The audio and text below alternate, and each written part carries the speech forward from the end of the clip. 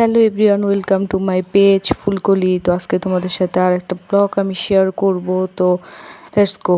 তো সকালে এই যে ঘুম থেকে উঠে শুরু করছি দিনটা। আজকে বাবুর সাথে অনেক সময় কাটাবো, দেন এনার্জি নিয়ে নিচ্ছি।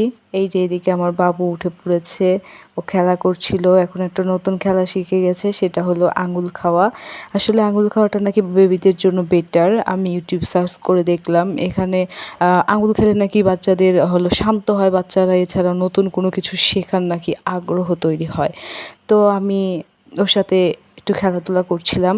দেন তোমাদের সাথে আমি দুটো ক্রিম আমি শেয়ার করব, যেটা আমি এখন ইউজ করছি। সেটা হচ্ছে নেচার প্লাস মানে সানব্লকের একটা সানস্ক্রিন, যেটা আমাদের জন্য অনেক উপকারী। দেন হলো ডক্টর রাসেলের একটা নাইট ময়শ্চারাইজার, যেটা দিলে তোমরা অনেক ভালো একটা ফল পাবে আমি মনে করি।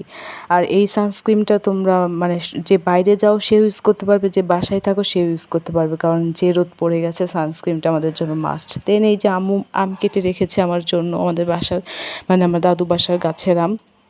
দেন আমটাম খেয়ে মানে দুপুর হয়ে গেছে অলরেডি। আমটাম খেয়ে বাবুকে গোসল টোছল করিয়ে বিকাল হয়ে গেছে, বাবুকে নিয়ে ছাদে গিয়েছি। এই যে আম্মু ছাদে গাছেগুলোতে পানি দিচ্ছে, এদিকে আমি আর আমার বাবু সময় কাটাচ্ছি। বাবুকে রোদ্রে নিয়ে যাওয়া হলো আমার একটা ডিউটি।